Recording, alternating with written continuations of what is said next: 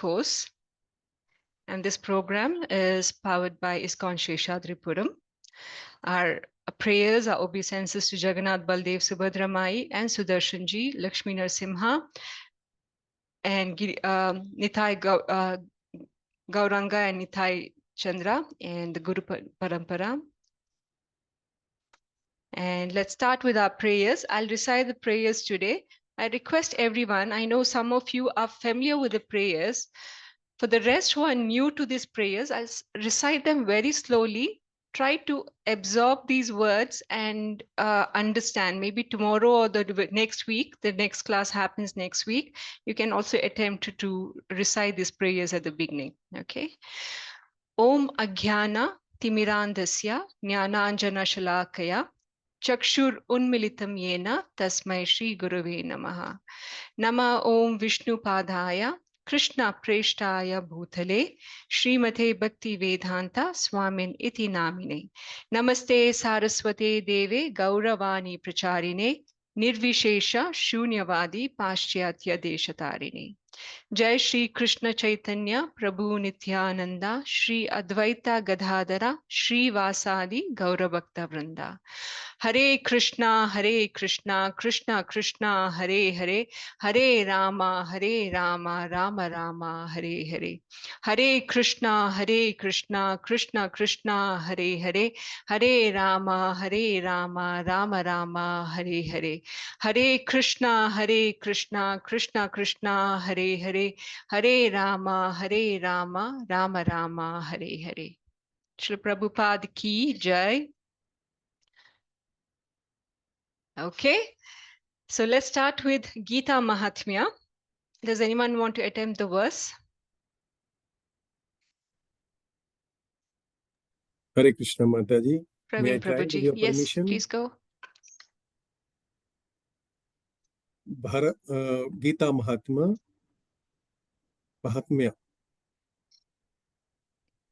Bharata Mrita Sarva Swama Vishnu Vaktrad Vinishritam Gita Gango Dakam Pitwa Punarjanmana Vidyate. Nice attempt. Good. You got all the words right. Translation. By drinking the Ganges waters of the Gita, the divine quiet sense of the Mahabharata emanating from the holy lotus mouth of Lord Vishnu, one will never take rebirth in the material world again. In other words, by devotionally reciting the Gita, the cycle of the birth and death is terminated. Hare Krishna. Yes, Hare Krishna. So does anyone remember who is a composer of Gita Mahatmya? Adi Shankaracharya. Yes. Okay, good. Bharatamrita Sarvaswam Vishnu Vakrad Vinishritam Gita Gangodakam Pitva Punajanmana Vidyate. So this verse is telling that Ganga she's not just pure herself, but she purifies the sin of anyone who takes dip in her water, right? So how did that happen? How did Ganga come to be that purifying, that she can purify the sins of all the sinners of the world? So this happened during the avatar of Vamana. So we know the story of Vamana and Bali Maharaj. So Vamana asked for 3 steps of land where he could sit and meditate on the Lord. And in the first step, he covered all the planets. All the planets were covered just in 1 step. So when he lifted his leg to cover all that planets in the first step, his toe touched the top piercing of the universe, the top part of the universe.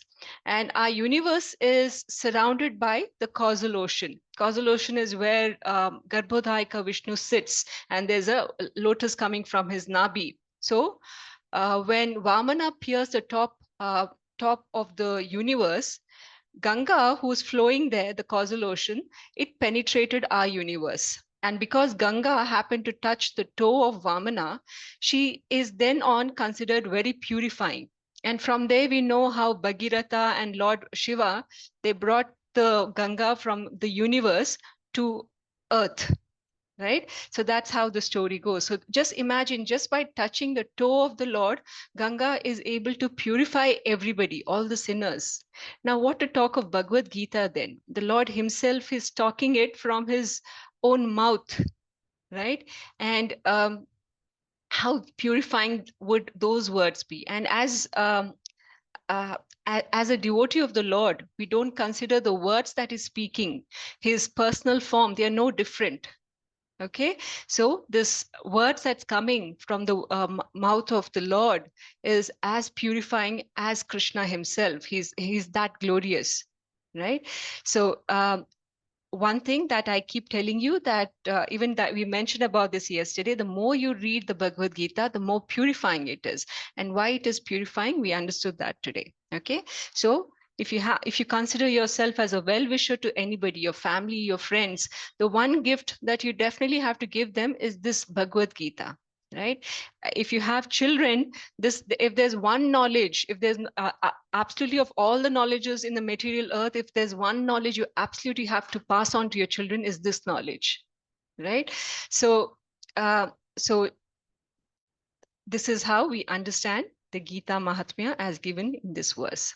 And it's also mentioned over here that, in other words, by devotionally reciting the Gita, the cycle of birth and death is terminated. So that's how the first verse goes. Okay, so chapter 5, Karma Yoga, action in Krishna consciousness.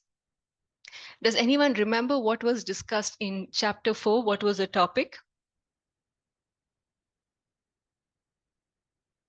Transcendental knowledge, Mataji. Transcendental knowledge.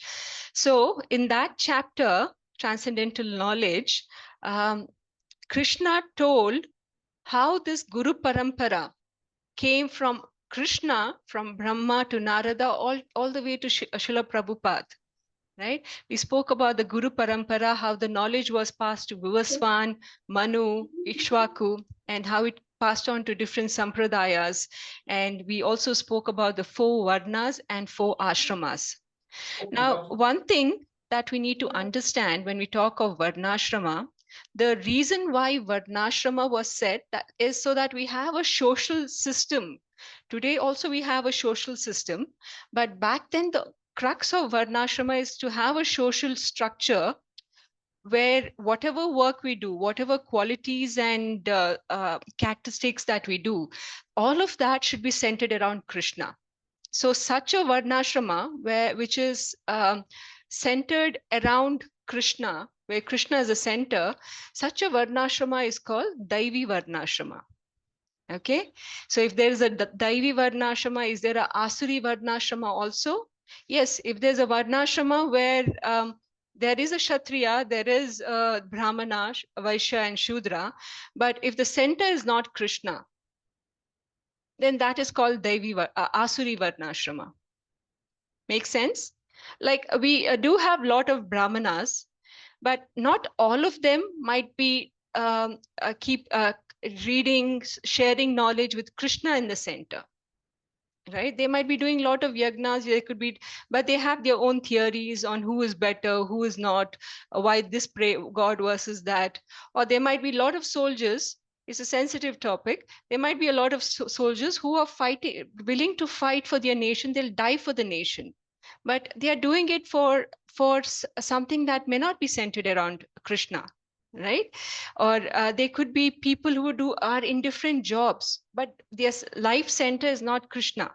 So in that case, it's easy to deviate from this culture of Krishna consciousness. When Krishna is not the center of our life, it's easy to deviate.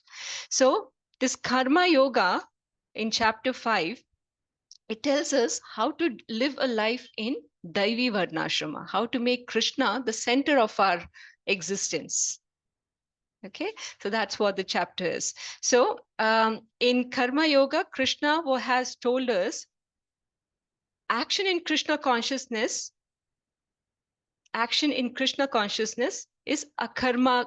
Akarma. We discussed it yesterday towards the end. I just briefly touched about it. So there are 3 types of karma. There is karma, vikarma, and akarma. So this chapter is mainly focused on the akarma kind of activities. Okay, we'll get into these details right now. Okay, verse 1. Does anyone want to try?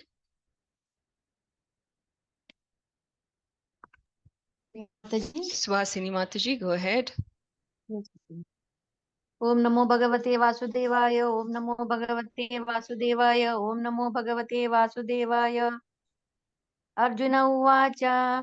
Sannyasam Karmanam Krishna. Punaryogam cha samsashi. Yashriya etaryor ekam. Tanme bruhi sunischitam. Arjuna said, "O Krishna, first of all, you ask me to renounce work, and then again you recommended work with devotion. Now will you kindly tell me definitely which of the two is more beneficial?" Hare Krishna Mataji. Hare Krishna. So if you remember, even third chapter, Arjuna started the chapter with a similar question. Should I fight or should I renounce? Tell me definitively, right? Now, why does Arjuna have the same question again at the beginning of fifth chapter? Because Krishna, remember in third chapter, he said a person who's situated in spiritual knowledge need not perform any prescribed duties, right? Though they do their duties just to set example, they are not required to do their prescribed duties. Again, in chapter 4, Krishna is saying all sacrifices are any sacrifices that you do ultimately end in spiritual knowledge, gives you spiritual knowledge. But still, at the end of fourth chapter, Krishna is again saying you need to get up and fight. So he's now confused. Should I be seeking knowledge or fighting? Knowledge is what? So Arjuna is asking, should I work in devotion or be in action in knowledge? So inaction in knowledge means situated in spiritual knowledge and not having to do any prescribed duties. So inaction in knowledge. Okay, that is also called as Jnana Yoga at some level. And the second one is work in devotion. So he's still asking, should I give up, renounce, or should I work in devotion? So he's clarifying further now. Okay, he's asking karma, is not just asking, shall I fight or should I not fight? He's asking, should I work in devotion or should I be inactive in knowledge, spiritual knowledge? So that is a little advanced question than what he asked in chapter 3. Okay, so Arjuna is asking Krishna, tell me definitively which of the two paths are more beneficial for me. So Arjuna is confused because work and renunciation, according to him, work and renunciation almost seems like different things. So Krishna is going to clarify his doubt in this chapter of called knowledge in transcendental knowledge, karma yoga. Okay. Okay, so verse 5, verse 2. Can someone please read it?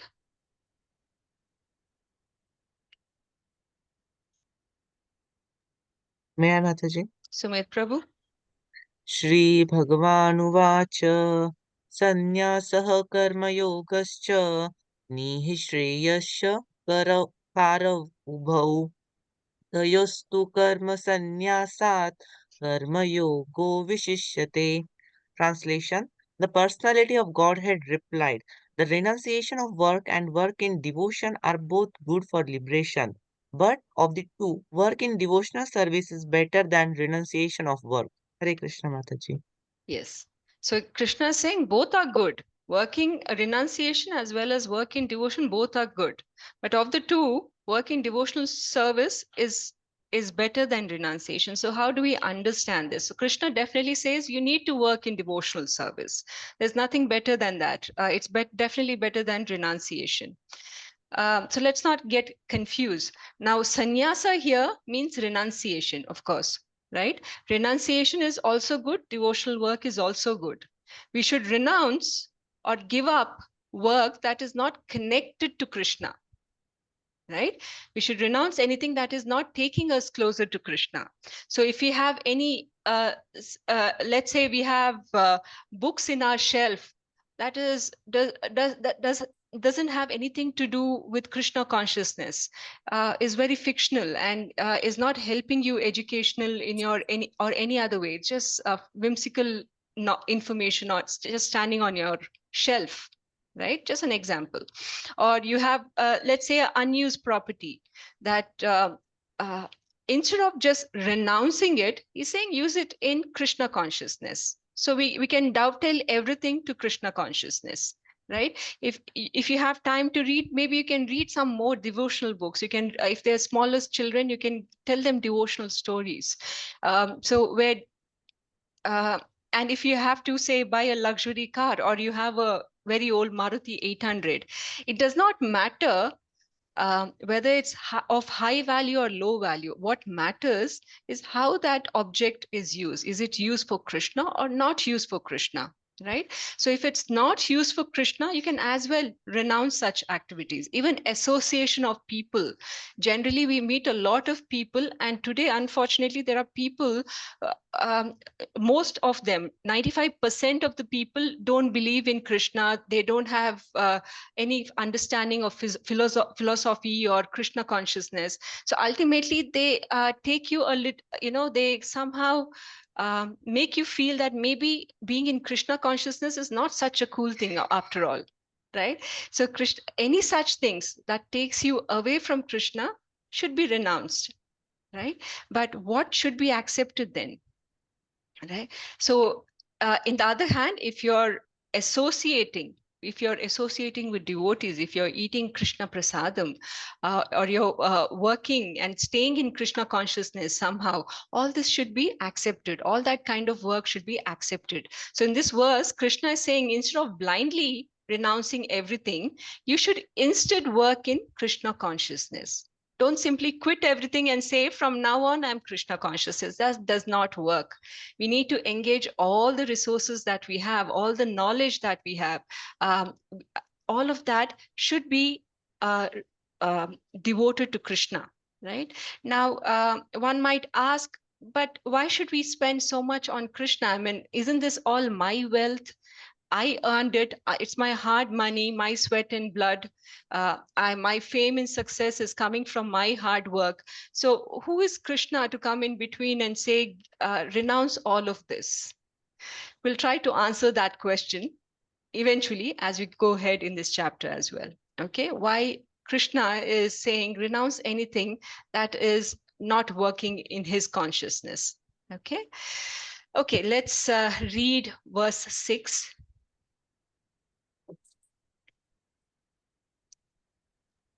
May I read, Mataji? Jayalakshmi Mataji, go ahead. Sanyasastu mahabaho dukkhamaptumayo gatah yogayukto muni brahma na chirena digachati munir brahma na chirena digachati. Chirenadi gachati. Yeah. Translation: merely renouncing all activities, yet not engaging in the devotional service of the Lord, cannot make one happy. But a thoughtful person engaged in devotional service can achieve the supreme without delay. Hare Okay. Krishna. So Krishna is saying, Hare Krishna Mataji. So Krishna is saying, if you're planning to renounce anything, you as well dedicate yourself completely to devotional service. Renounce everything material. If you're going to do that, you should dedicate your everything to devotional service, or engage in Krishna consciousness. But if you're going to renounce but not engage in devotional service, then that is not a good thing. I mean, just think of a man, let's say he had a fight with his family. Okay, he's very upset with his family, children. He decides, I don't want to live with this family anymore. I'll take sannyasa from today. In India, somehow there's a perception that you can just like that take sannyasa, or be a renunciant, right? So let's say there's a hypothetical situation like that. So what happens then in case of such premature renunciation? As soon as they leave home, the reality of it strikes them. Now there's nobody who can give them hot food. Chapatis, rotis don't come hot. They have to eat whatever is given to them in their plate, however old or stale it is. They still have to eat it. There's no more warm clothes for them. Nobody is washing their clothes and giving them.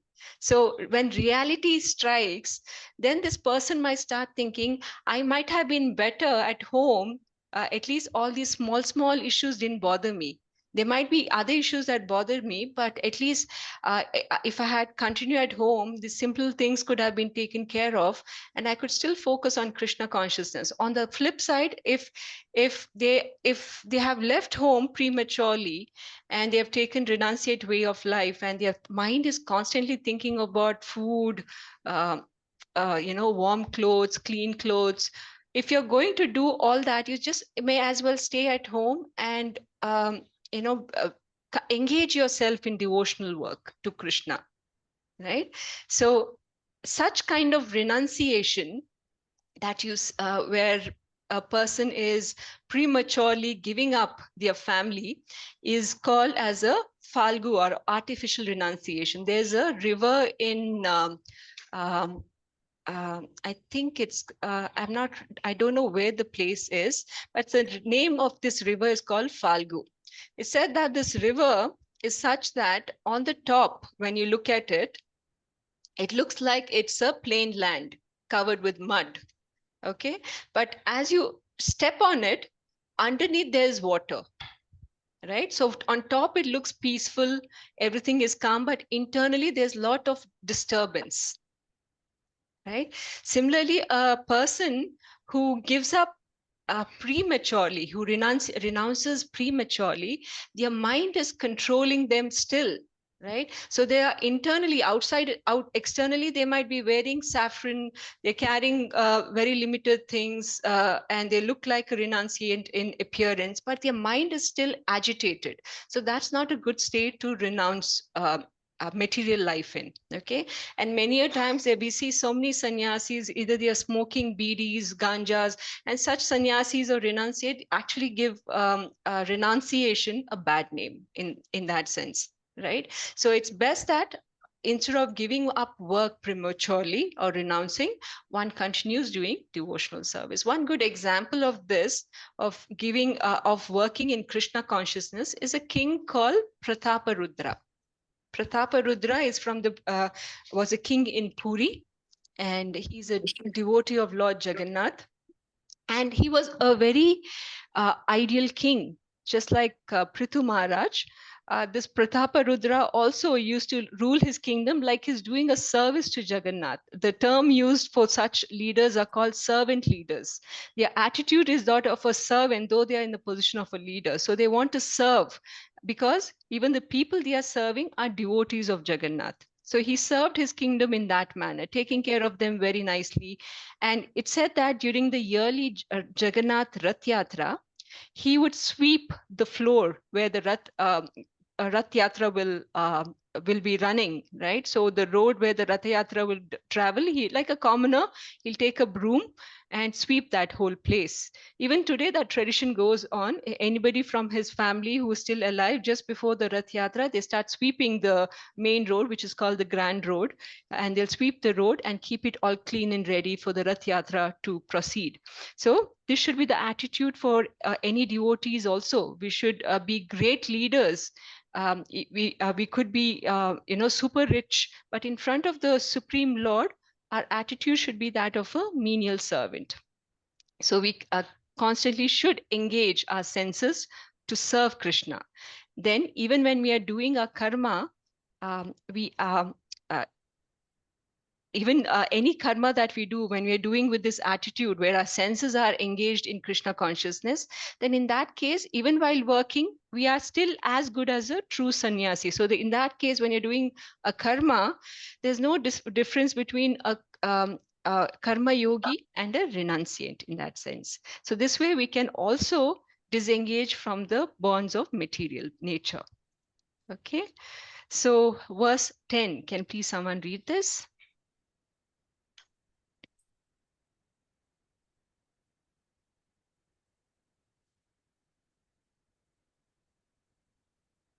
Nobody? Mataji, Hare Krishna. Hare Krishna, Kalyani Mataji. Bhagavad Gita 5.10.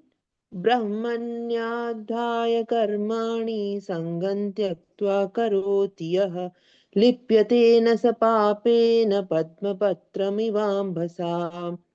Translation by His Divine Grace, Srila Prabhupada ki jai. One who performs his duty without attachment, surrendering the results unto the Supreme Lord, is unaffected by sinful reaction, as the lotus feet is untouched by water. Thank you, Mataji. Hare Hare Krishna. Krishna. So this is a very good example and a very important example. How does a karma yogi work? Just like lotus leaf, it's constantly soaked in water, right? There's water floating on top of the leaf as well. But if you remove the leaf out of water, you'll find that it's not really wet. So similarly, people who are working in Krishna consciousness, though they are always doing some kind of material work, they are not affected by the sins that come with the work, right? Applies to people who are working in Krishna consciousness.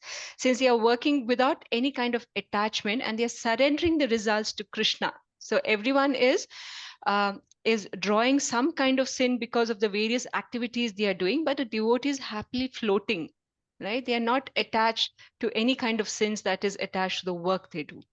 So how to be a lotus leaf? We'll understand that by understanding the three types of karma in a little more detail. So like I said, there are three types of karma. Karma, the word karma means to perform prescribed duties. Okay, who as mentioned work as mentioned in the scriptural directions, and this is called pious work. Now, can you give me some example of prescribed work? Are there any real-time examples you can think about?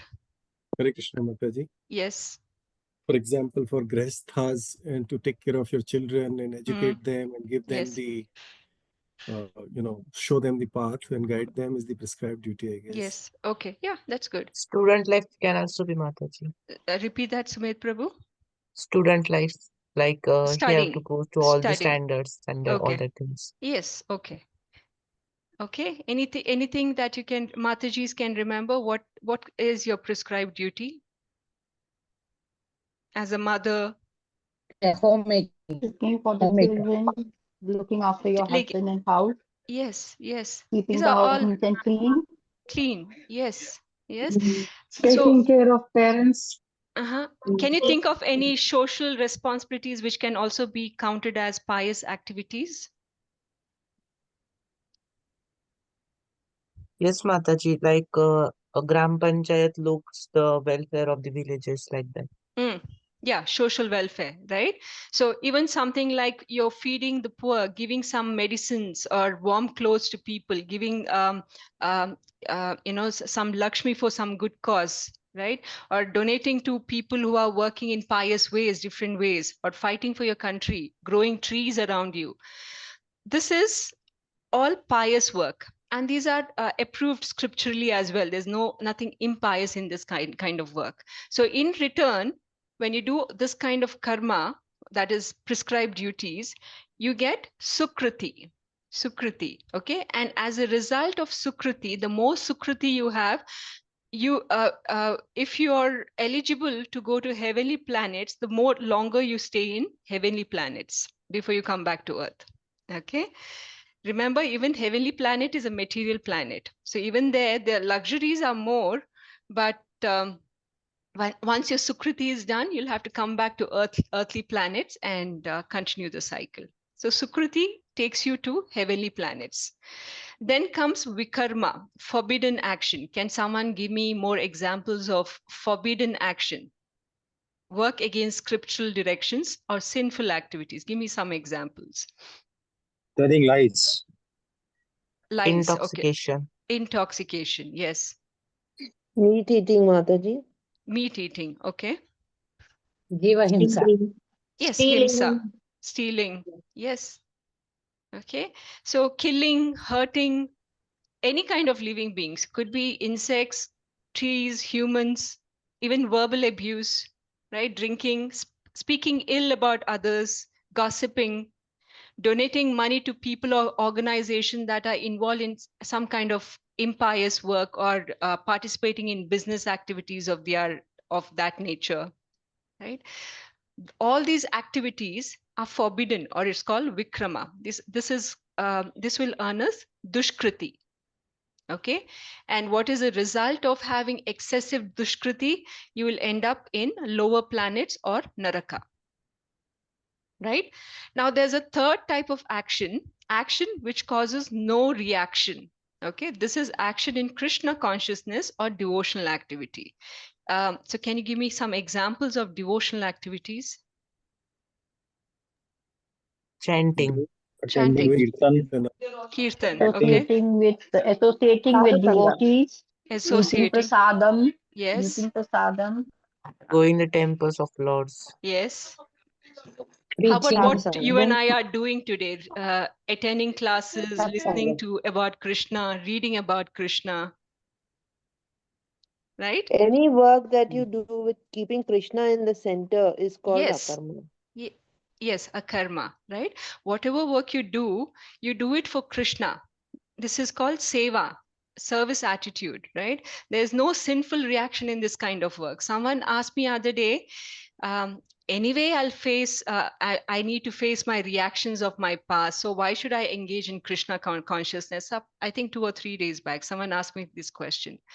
Because when you're engaging in self in more karma and vikarma, your sukriti and dushkriti, the pile keeps growing, right? And to face the reactions of this sukriti and vikrama, the karma and vikrama, you have to take rebirth again, come back to material existence, take human life or whatever form of life is required as per your desires and reactions. You have to come back to material earth. But in akarma, what happens is Krishna has the potency to completely eliminate all the bundle of sukritis and dushkritis and make your Krishna consciousness more easy. Okay, all the sins that we accumulated, all the sukritis that is accumulated, and this way you kind of increase as you keep doing devotional activities. Your faith in Krishna increases. So Krishna can see at some point on how honest you are, how honest is your effort. He can simply reduce that pile of sins or eliminate it completely, and this way removing all our obstacles in Krishna consciousness. So akarma will help you to grow. The more akarma activities that you do, the more more appreciative you'll be of Krishna consciousness. But you'll have to start somewhere, even if it's something small as donating, buying some books, reading some books, keeping in devotee association, helping in the kitchen or doing some kind of voluntary service. I saw a lot of notes on the group where Sri Hari Prabhu was looking for volunteers who can help in some technical support for these kind of classes. So even that is considered as a karma, right? Working in Krishna consciousness. Okay, let's read verse 12.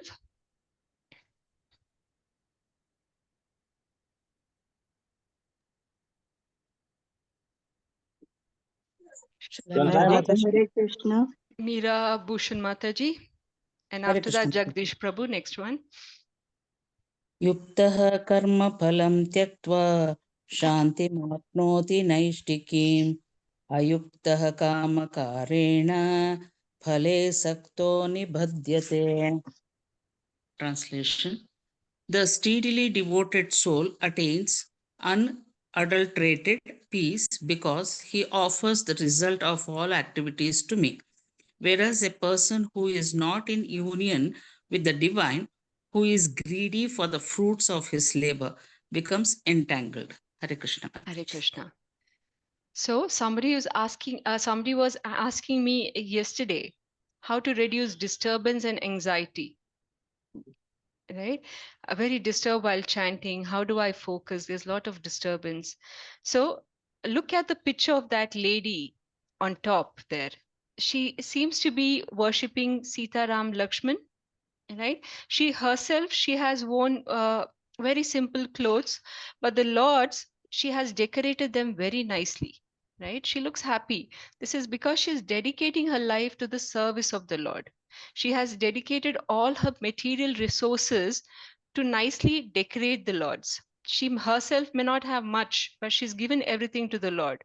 So this is example of akarma. So when you're doing akarma, the Lord takes out anxiety of all our actions, right? Anyway, this is a good way to attain peace. This verse is itself telling you, the steadily devoted soul attains unadulterated peace because he offers the results of all his activities to me. This is a good way to attain peace in the material world.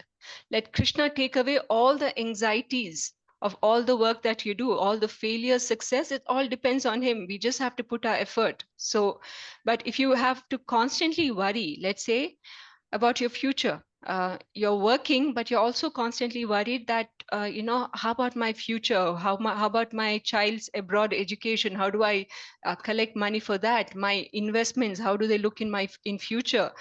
Here, everything in the second part of the verse, if you concentrate on yourself more than Krishna, now everything is centered around you, I, me, myself, right? In such a case, there's no real peace, because peace is possible when you work for Krishna, right? Further, Krishna explains there are three factors in any kind of action, right? Any action we do, there are three actors involved. The first is the jiva, the conditioned soul, which is you and I. The jiva will have a desire. It will make a desire, right? But the jiva itself cannot act independently. The jiva might desire that I desire to have nice Sunday afternoon lunch, okay? But just by having that desire, the action does not happen. Now there's a second actor, okay? Once the jiva has made a desire, the second actor is Paramatma. Now, Paramatma has to approve these desires, right?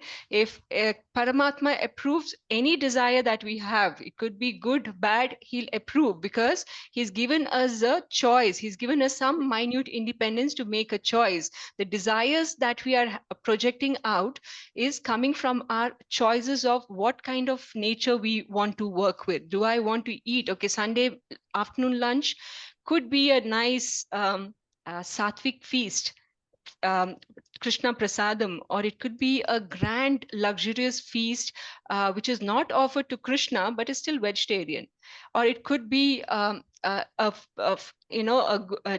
big bowl of chicken biryani or some non-vegetarian item, or it could be some fried food, right? It could be anything, but you're making the desire, and Krishna is the one who approves it. Now the third one is the material nature. Right? Material nature can be of three types. It could be mode of goodness, mode of passion, or mode of ignorance. So whatever nature dominates you, okay, the final actor or the one who actually executes that action is material nature. So if you are predominantly in, say, sattvic mood on Sunday afternoon, you'll have a nice vegetarian meal, sumptuous vegetarian meal. If you're in a passionate mood, maybe you'll have a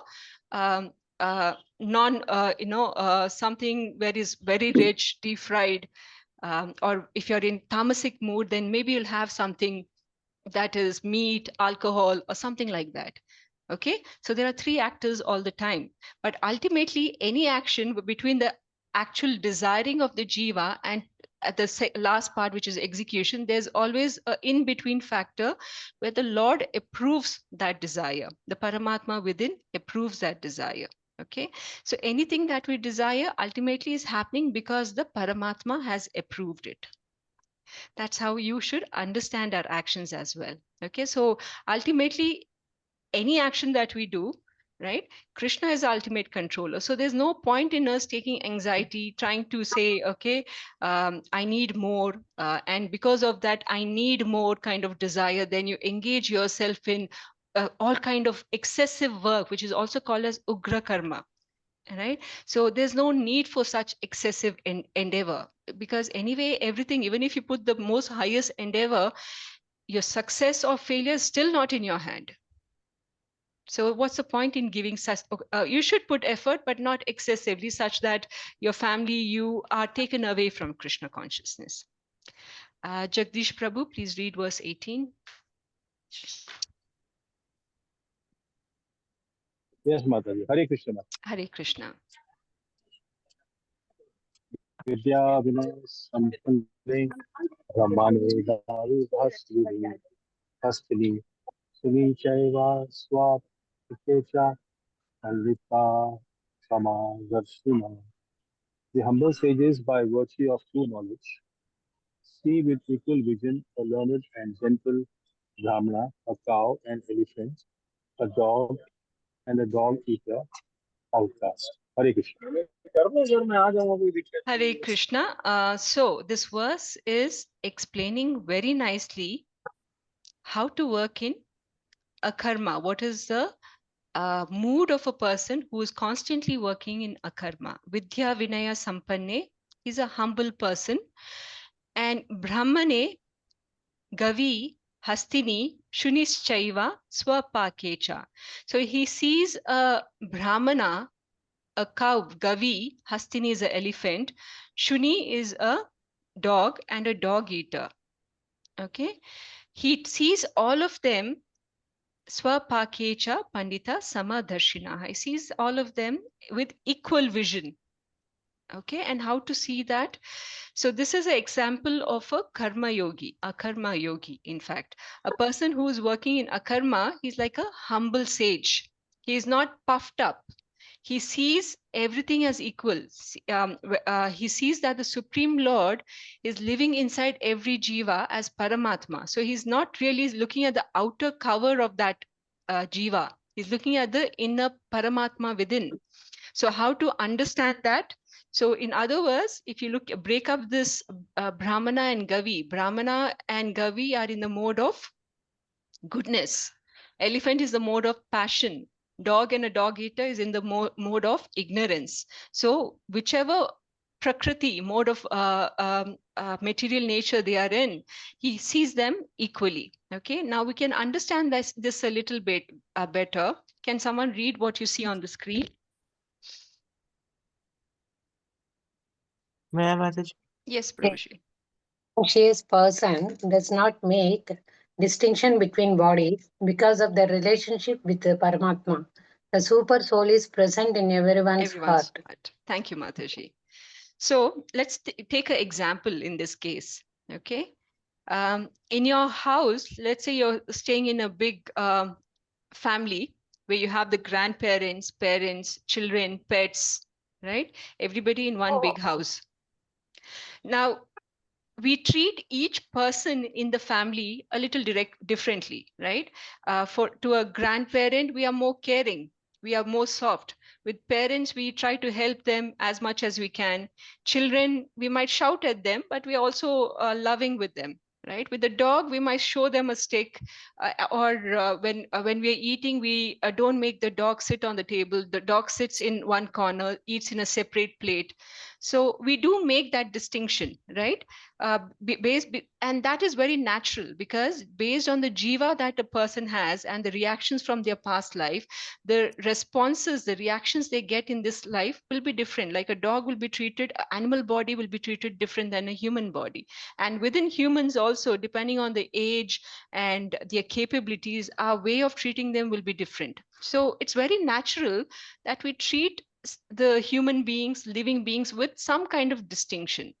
But at the same time, we don't disrespect the Paramatma within them, right? We treat them to the extent they have to be treated to discipline them, but we don't ill treat. We understand and give them the kind of respect, with the understanding that a Paramatma is within every jiva. Like if a dog is sleeping, we would not simply go and kick it or cross over it, right? Or if you see a line of ant passing near the door, you will not go and crush it or kill it all in a row. You might apply some turmeric or something to evade them from that path, but you not go and purposely kill them, right?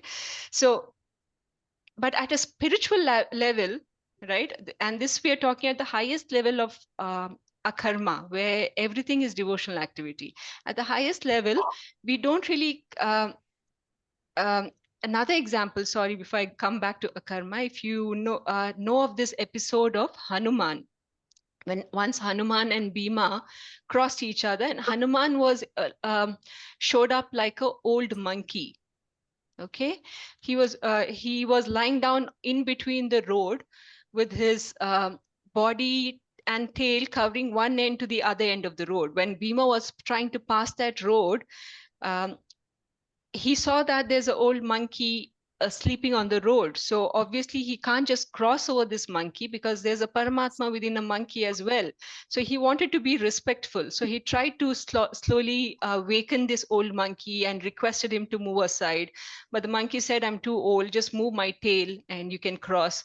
So Bhima tried to lift the tail and the tail could not be moved. Then finally Hanuman revealed and let him know that I'm Hanuman. And because they both come from Vayu, they are brothers in that sense. So they hugged and introduced themselves.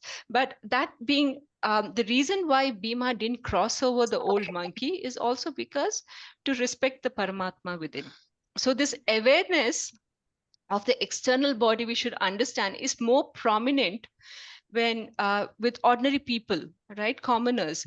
We are less aware of the Paramatma within, but and more aware of the external things, how we look, how should this person be treated versus that. But for a Panditaha, he has Samadarshana because he is more aware of the Paramatma within. He is less conscious about the body. He's more aware of the Paramatma within. So he'll try to treat everybody, whether they're in the mode of goodness, passion, or ignorance, he'll try to treat them equally. Right? Okay, I'm going to mute everyone for a minute there. Okay, let's go to the next verse. Who wants to read?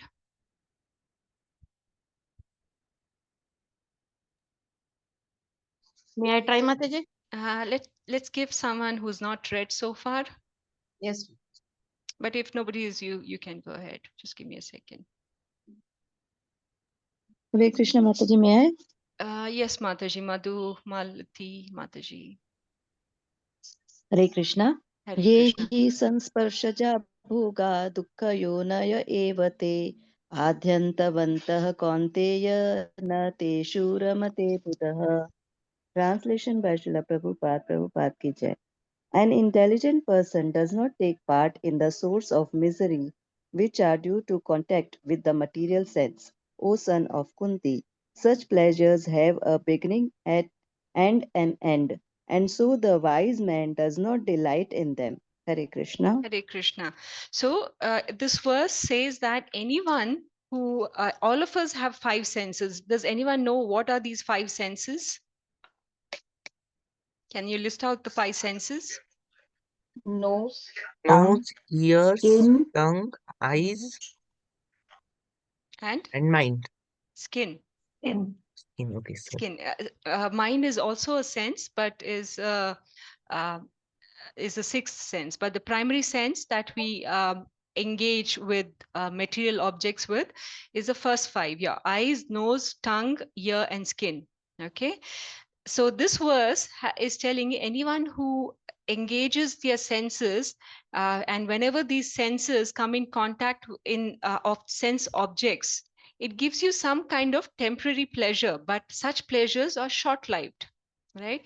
Some examples given in the picture, you might often see flies during rainy season. They get attracted to the street lights, and next thing you know, they have touched the hot light, and they've got burnt and dead over there. So they're getting attracted because of their eyes. The light attract the eyes, flies, right? And then there's deer. How do hunters catch deer? They play some kind of music, and the deer gets distracted by the music. And while the deer is distracted, they kill the deer. So here the deer is getting distracted by their ears, right?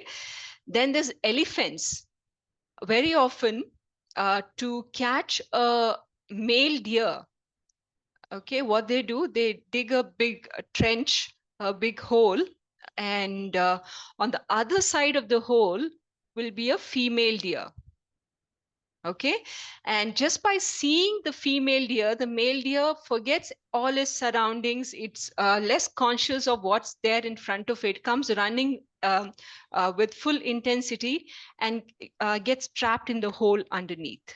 right? So elephant is getting trapped because of its skin, the desire to be in touch, or sexual contact, right? And bee is getting trapped. Bee is because of the fragrance of lotus. It gets so intoxicated by this smell of the flower that in the evening, when the lotus, which is early in bloom, when it closes out and becomes covered up again, the bee is trapped inside, and the bee gets killed like that. So because of the nose, the bee gets killed. Similarly, fish, we know that whenever we catch fish, it's a practice that we tie some food at the hook of the string, and that is how fish gets trapped. So because of their tongue, fish gets trapped. These are animal examples, but even if you look at human level, uh, when we work to satisfy our senses, right? Like for example, think of the time when you were looking at YouTube reels, right?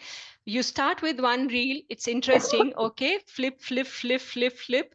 You have watched 10, another half an hour pass, you're still very interested, and then by the time you know, it's already 2 hours. Happens to you? So what happens because of that? Because you have lost 2 hours doing nothing because of your eyes, right? You end up rushing through the whole day. So less time to spend on reading, chanting, or cooking, or anything else that is required. Similarly, with your tongue, if you have a desire to constantly eat very nice food, right? Deep fried food, fries, French fries, all burgers, high fatty food. So what happens? Most likely, this kind of food is not prepared at home regularly. So you end up going out and eating food that is cooked outside, and then obviously our focus is not in offering that food to the Lord, right? So that happens. So because of our senses, we definitely get distracted from Krishna, right? That's one way to look at it. So Krishna says we should spend, if we should not spend too much energy trying to feel happy, angry, sad about worldly matters. Now these things keep happening. In fact, Srila Prabhupada's guru, Bhakti Siddhanta Saraswati Thakur, he says this material world is like a toilet, right? Nobody sits in toilet thinking I will have something good is going to happen to me today in the toilet, so I'll spend a lot of time in this toilet. What we do in the toilet, we finish our business and get out very quickly, right? So this material world, we should not assume this is here for our pleasure. That's not the case. This material world is there so it's a chance given for us to get out of our sinly nature, right? It is a chance given us for us to engage in Krishna consciousness. So our only motive here is to take care of our business and get out of this place as soon as possible. Go back to Krishna. That should be our only reason, our only objective while we are living here. Similarly, there's another example given. Think of a girl who has gone to a fair, a lot of people, a lot of distraction. She's tightly holding on to the hand of the mother, but suddenly she realizes that she's lost in the crowd. Her mother is no longer with her. What happens to the child? The child will start crying. Okay, so whatever attraction is there around her after that, nice food, nice playing things, giant wheel, horses, jokers, nothing will attract her or distract her anymore, because she's constantly crying because she wants to be with her mother or her parents after that. So only when she sees her parents again, only then she'll cry, she'll be happy again. So our mood should be like that child. In this material world, we are like that lost child in a fair. We should not be happy looking at all the distractions around us, nice food, nice car, nice house, nice family. These will ultimately distract us if we engage too much in all these things, right? So our primary focus while we are in this body should be to go back to Krishna. And what should be done in that nature is to control our senses as much as possible. Okay, so and also in this verse, Krishna is saying for everything there's a beginning and end. It's very obvious. Right? Anything good, we can't do it forever. Like let's say there's 20 rasgullas in front of you. You might eat 2 or 3, but beyond that, you can't really eat. So there's a beginning and end to everything that seems like a good thing in nature, in material world, right? So even if you indulge in that bowl of rasgullas, what happens? You might get tummy ache, indigestions. So ultimately, over indulging in material things around us will lead us to more material troubles. So that's how we understand this verse. Can someone please read this verse 24?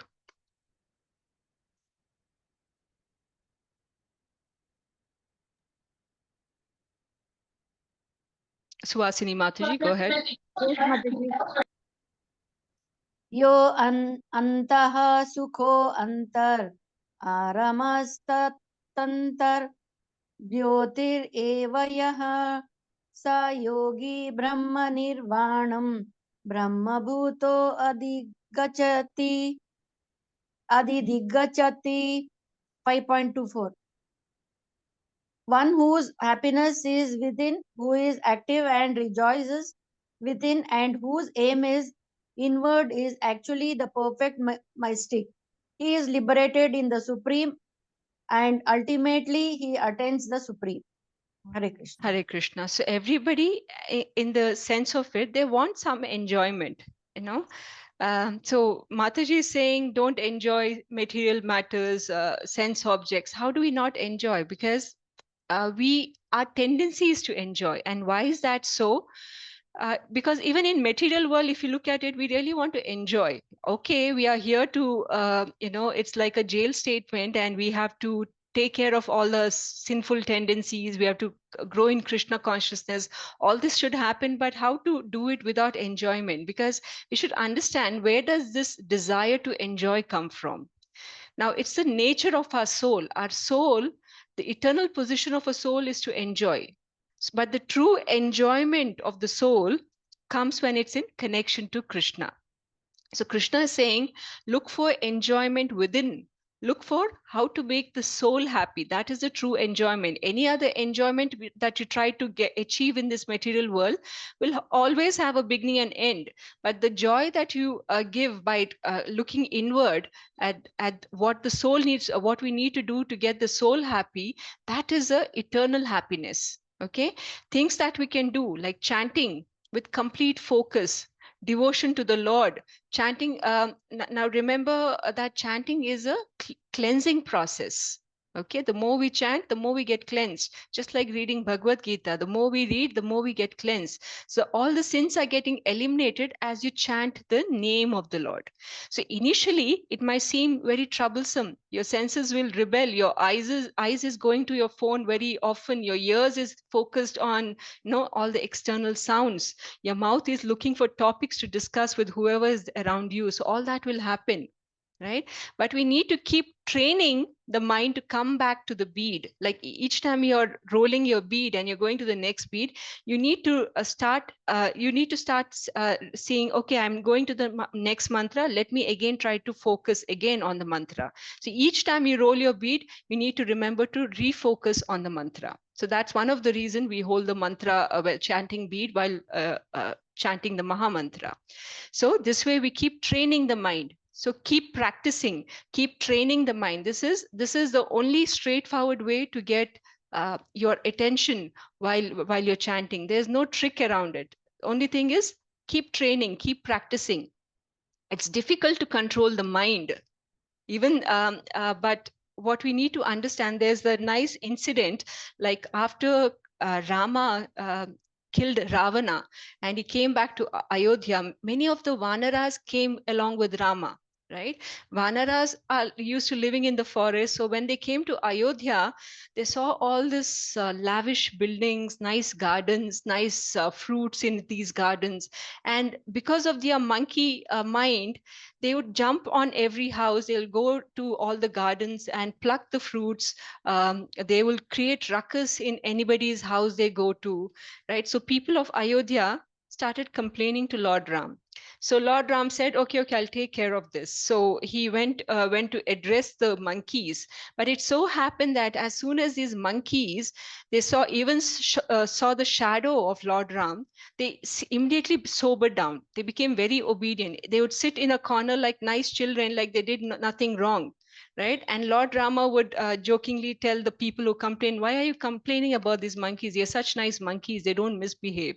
Of course, he knew the nature of the monkey, but that was said in jest. So that is our mind as well. Our mind is like a monkey, right? Only when, with full honesty, when we surrender to the Lord, only then our monkey mind will listen to us, right? And when we are uh, talking the name of the Lord, when we're chanting the name of the Lord is sitting on our tongue. The name of the Lord, the form of the Lord is no different. So when we are chanting, the Lord is sitting on our tongue.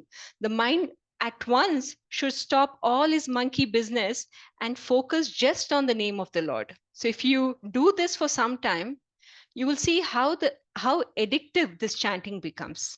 You will feel incomplete for the days when you have not chanted, right? And this becomes your priority or the first thing you want to do at the beginning of the day. But the thing is, you need to try to control your mind.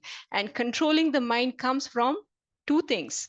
You understand that the name of the Lord is on your tongue. That means the Lord is on your tongue.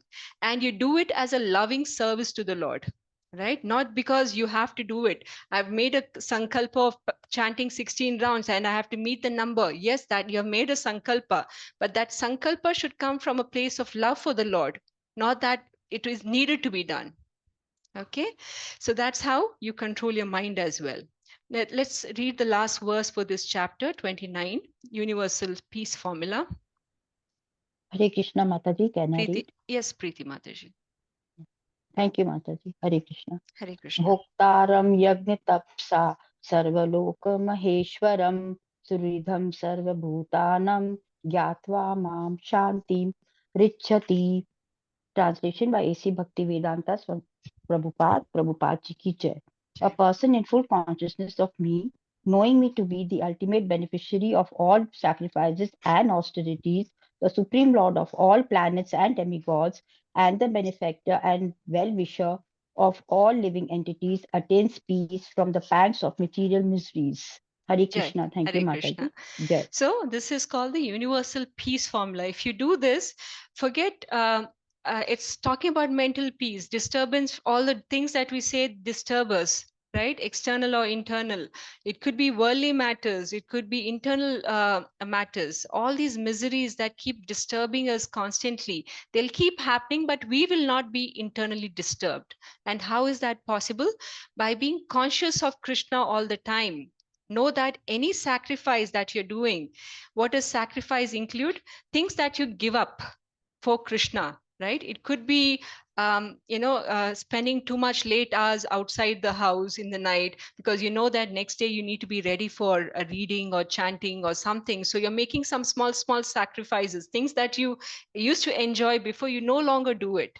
Or you don't watch certain kind of movies that does not project Krishna consciousness in good light, or you're eating sattvic food only, right? Or you're giving up on some other kind of food. So these are some kind of sacrifices you do, right? And then Krishna talks about austerity. Someone asks, what is tapas?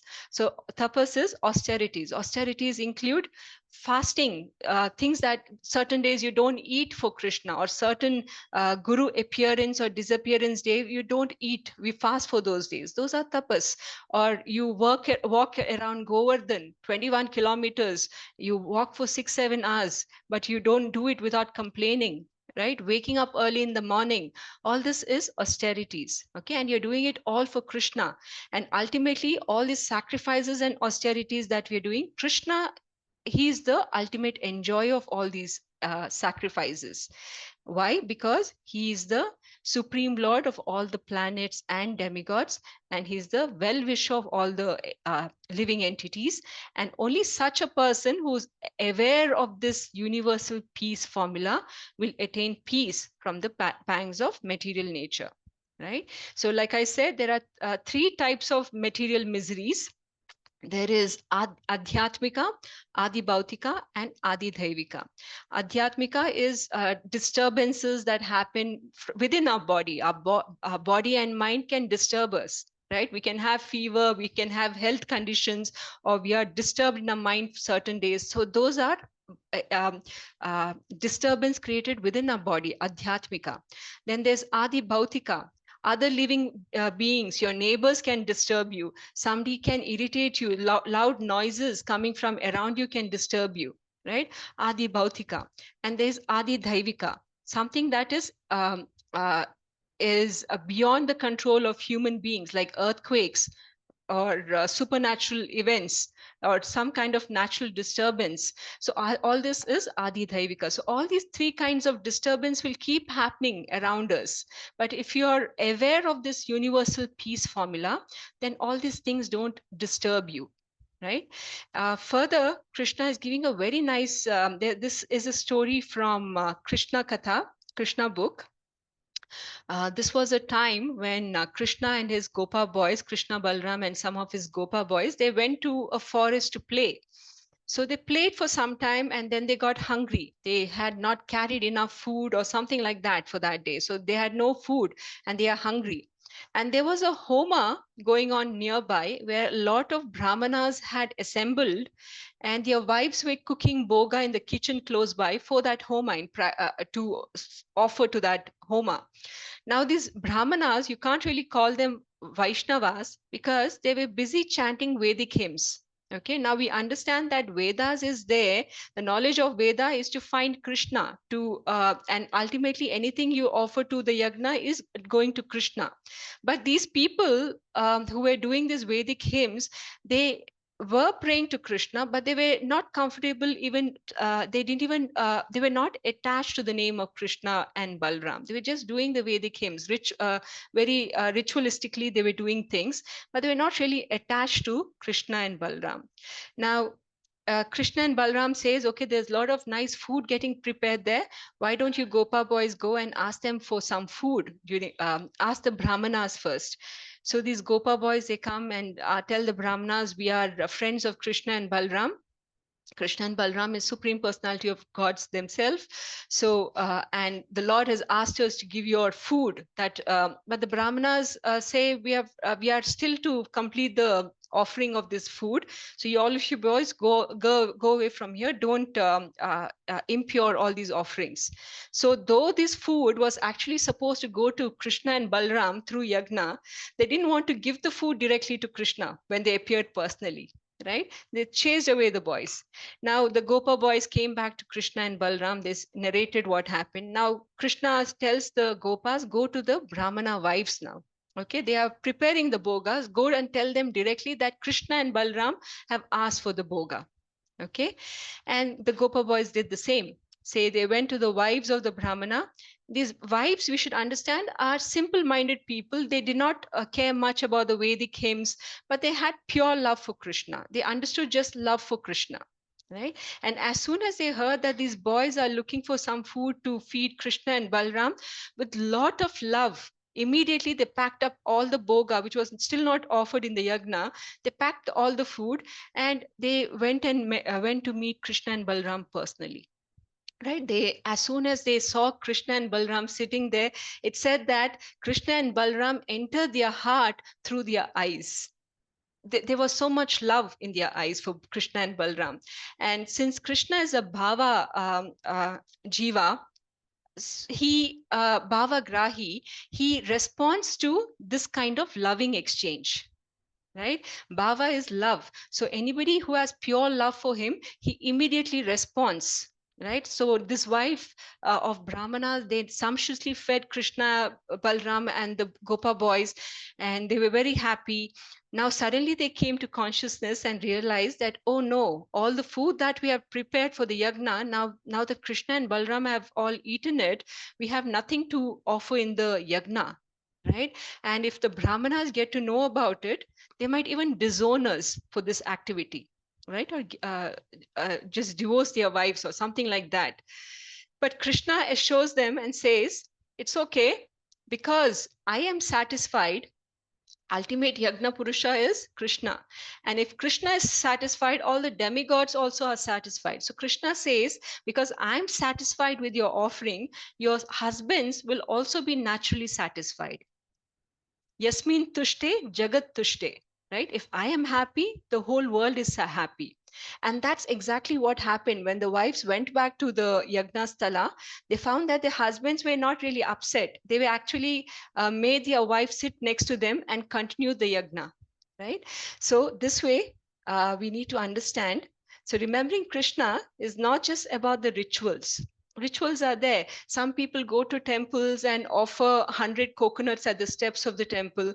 So it's not that we are doing this in exchange for something. I'm offering 100 coconuts to you, Krishna. You need to give me something else. No, we are doing it because we want to please Krishna, right? We are offering those coconuts to Krishna out of love. Similarly, when we are chanting out of love.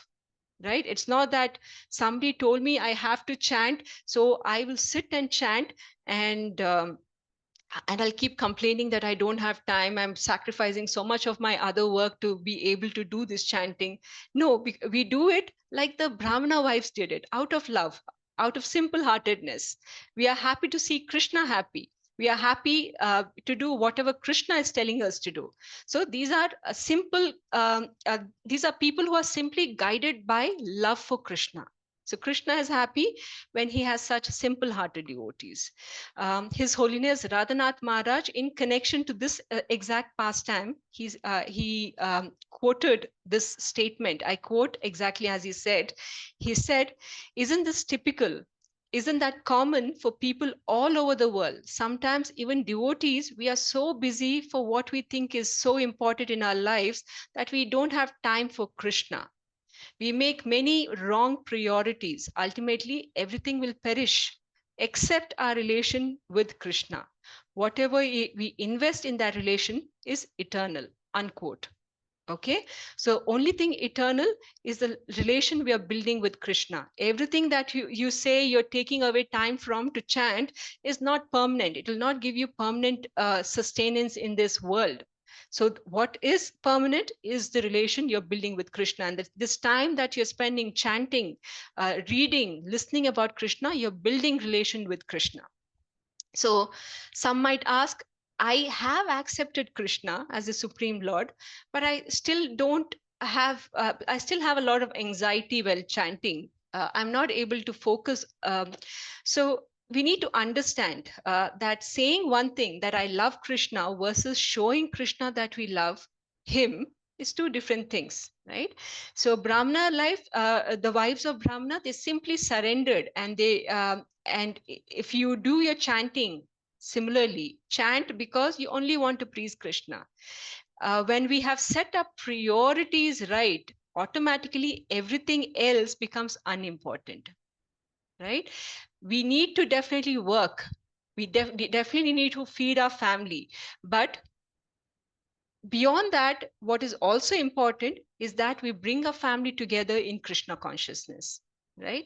Otherwise, we will keep saying, I love Krishna, but our actions will not reflect it. So that's how we end this verse. And to recap chapter 5. Yes. Mataji, one question. Here, the wives of Brahmanas are Vaishnavas. Yes. Even the Brahmanas are Vaishnavas because they are chanting Vedic hymns in that sense, but they don't have that kind of surrender to Krishna, to Krishna and Balram. You see that? Yes. So you can say you're a Vaishnava because you're reading books, but if you don't have the faith that Krishna is actually the Supreme Lord, then the whole concept, you're reading Bhagavad Gita where God is saying, I'm the Supreme. But if you don't believe that words of Krishna, then are you a Vaishnava still? Because you're still doubting his words. There are a lot of faith. So we are in different degrees of being a good Vaishnava. Some will have low faith, some trust. These kind of natures are also explained in the coming chapters. Okay, but the wives definitely, because they come with a lot of natural, pure love for Krishna, they responded very spontaneously to Krishna. right? Versus the Brahmanas, because they are used to practicing a lot of Vedic rituals, they focus so much on the rituals, but the personal aspect of the Lord they forgot. You see that? Yes, Mataji. Okay. Mataji, one more question. Like, if I have to, if I, as in anyone, has to qualify as a Vaishnava, what are those key qualities which they should have? One, I got it, it is undoubtful love towards Krishna. Mhm. Apart from that, are there any key qualities where A we can say, person in full consciousness of me, knowing me to be the ultimate beneficiary of all sacrifices and austerity, the supreme lord of all the planet and demigods, the benefactor and well-wisher of all living beings, one who knows this and practices this, right? Vaishnava ultimately is a person who follows the principle of or is surrendered to Vishnu, right?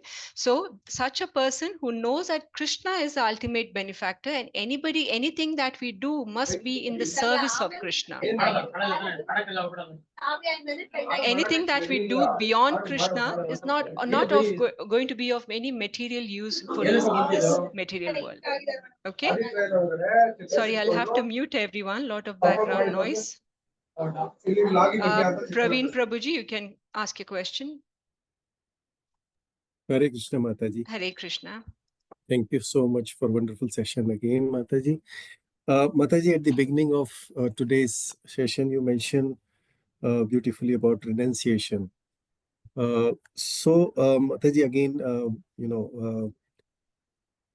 basically, whatever we do not use or we cannot use in devotional services, we should renounce, or we should practicing renouncing it eventually. See, renouncing is not an artificial term. Anything and everything can be used in the service of Krishna, right? Your it could be your house, for that matter, right? You can use it simply for the enjoyment of your family, or you can make the house a place where Vaishnavas come and sit together, discuss different things about the Lord. So your house becomes spiritual, right? Sure, Mataji. Or if you're reading, if you have a thing of, every Sunday the family will come together, meet. You can do that from a sense gratification point of view, where you're simply sitting and gossiping, talking about unwanted things. Or you can make it about, okay, you talk, understand how each and everyone is doing, because that aspect is also important. But also you spend a little time bonding over understanding, reading some book together, or trying to discuss some pastimes of the Lord together, try to analyze some aspects of the Lord together, right? So renunciation does not have to be done artificially. Sure, renunciation is giving up activities that is not connected to Krishna, right? That's what we discussed at the beginning. Renunciation should not be something like the Palgu river, which somebody mentioned is in Bihar, right? So yes, Gaya, Gaya, Bihar. in Bihar. So it shouldn't be done like that, to artificially force externally to show people that I've given up things. No. Bhakti Rasamrit Swami Maharaj, he tells quite often, he keeps telling us that today in our society, it's not enough to just say one group of people will lead the whole society in Krishna consciousness, right? It is important that a judge in a high court is also Krishna conscious, a police officer is also Krishna conscious, a civil servant is also Krishna conscious, right? If the whole society together is Krishna conscious, only then we can be a Krishna conscious society together. Otherwise, it's just one or two people trying to drive Krishna consciousness within their own small groups. But the ultimate intention of having a center like ISKCON is to make everyone Krishna consciousness, Krishna conscious, right? Thank you, Mataji. So renunciation should be of things like that. If you have time in hand and you're saying, instead of simply sleeping on Sunday, I'll go to a nearby temple and listen to a Sunday Bhagavatam class. So you're renouncing your lazy time, your me time for Krishna, right? So that's sometime, yeah. Sometime it may happen like you may have like situation that there are like education institutions and poor, Mm. children are being, taken Yep. care there, or Yep. maybe autism centers. Mm. So if you help them, Yes. let's say giving money, is that renunciation in It devotional is service? it is karma, doing a prescribed duty. It will definitely give you sukriti. But is it But Krishna conscious activity? It is not. But but if you're not maybe if expecting you're anything out of it. not, that's okay. But it's still not a pious activity, right? Mhm. But if say you're feeding them Krishna prasadam for the day, Yeah, or you're taking them to a picnic to a nice place where you can one temple. discuss, yes, nice temple, then it Yeah, becomes a Krishna conscious activity.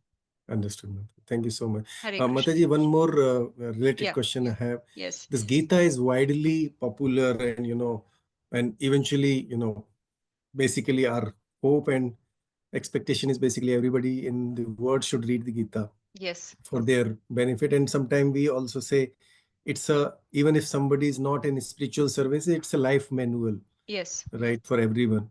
But Yes. for those who takes it as a life manual, how the renunciation will work for them? Renunciation of what? uh, so because they are not following really the spiritual services Okay. or the devotional But they keep the services, book at home. keep the book and they read it like as a to perfect their life Yes.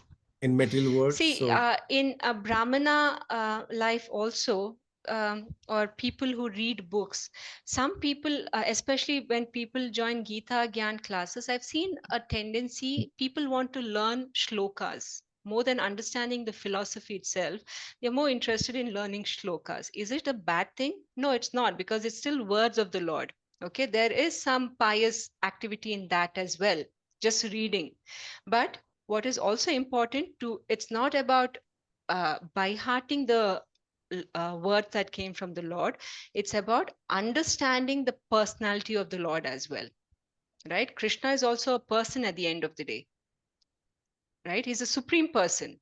So he also has his own prakriti, his swabhava. We need to understand how does he spend his beginning days in the morning, how, what does he do through his life, how does he deal with different situations. We need to understand that, and that is explained very nicely through the Guru Parampara.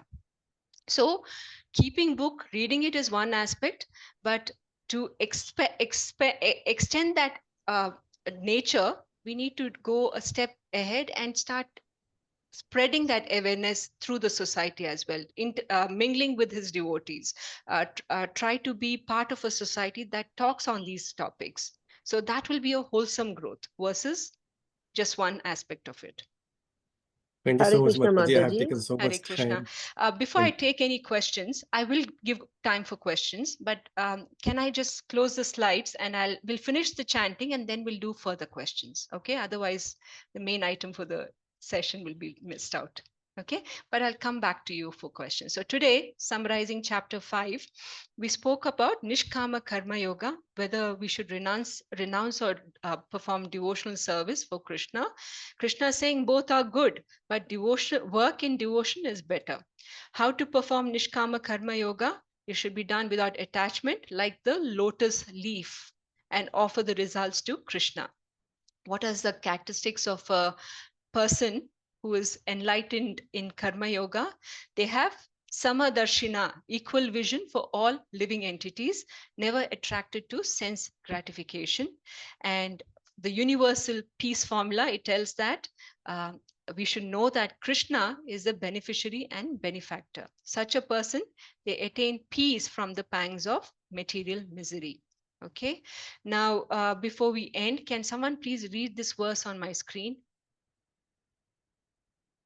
Anyone? Okay, I'll read it. May I try, Mataji? Praveen Prabhu, yes. Hare Krishna. Harer eva samaradhya sarva devas Sarvadevarsha varsha Ishvaraha. Devarsha Varsha Ishwaraha Harir Harir eva Nam samarhadyaha Harir Nama Maham Sarvadeveshwara Deveshwareshwaraha Deveshwaraha Hari Nama Maha Mantrer Mantrera Nashyat Papa Pishachakam. Pishakacham. Yeah. Pishaka. Pishaka. Pishachak. Pishachakam. Harer Pishachakam. eva samaradhya sarva deveshwareshwaraha harinama mahamantra nashyat papa pishakakam. Chachakam. Chachakam, Mataji. Pishakakam. Yes, thank Yeah. you. It was a tongue twister for me. Thank you. Yeah. All the All, yes, go ahead. Sorry. all the grievous sins of one who worships Lord Sri Hari, the Lord of all lords, and chants the holy name, the Mahamantra are removed. Padma Purana, Swarga Khanda 50.6. Yes. Hare All Krishna. the grievous sins of one who worships Lord Sri Hari, the Lord of all lords, and chants the holy name, the Mahamantra removes all that sins. Okay. With that, for today, let's chant the Mahamantra 54 times. It's a higher number. We're targeting this today. So together, all of you will be on mute. I'll be chanting loudly, so you can repeat along with me. And those who have questions, please tolerate with us today. We took a little longer class. I'll answer your questions right after the chanting of Mahamantra. Okay. Hare Krishna, Krishna Krishna, Hare Hare, Hare Rama, Rama Rama, Hare Hare. Hare Krishna, Krishna Krishna, Hare Hare, Hare Rama, Rama Rama, Hare Hare. Hare Krishna, Krishna Krishna, Hare Hare, Hare Rama, Rama Rama, Hare Hare. Hare Krishna, Krishna Krishna, Hare Hare, Hare Rama, Rama Rama, Hare Hare. Hare Krishna, Krishna Krishna, Hare Hare, Hare Rama, Rama Rama, Hare Hare. Hare Krishna, Krishna Krishna, Hare Hare, Hare Rama, Rama Rama, Hare Hare. Hare Krishna, Krishna Krishna, Hare Hare, Hare Rama, Rama Rama, Hare Hare. Hare Krishna, Krishna Krishna, Hare Hare, Hare Rama, Rama Rama, Hare Hare. Hare Krishna, Krishna Krishna, Hare Hare, Hare Rama, Rama Rama, Hare Hare.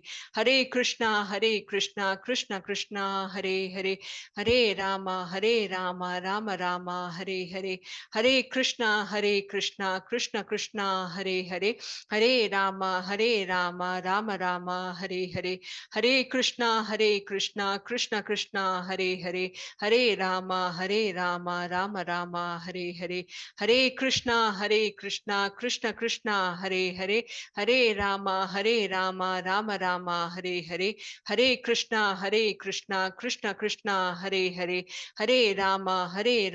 Rama Rama, Hare Hare. Hare Krishna, Krishna Krishna, Hare Hare, Hare Rama, Rama Rama, Hare Hare. Hare Krishna, Krishna Krishna, Hare Hare, Hare Rama, Rama Rama, Hare Hare. Hare Krishna, Krishna Krishna, Hare Hare, Hare Rama, Rama Rama, Hare Hare. Hare Krishna, Krishna Krishna, Hare Hare, Hare Rama, Rama Rama, Hare Hare. Hare Krishna, Krishna Krishna, Hare Hare, Hare Rama, Rama Rama, Hare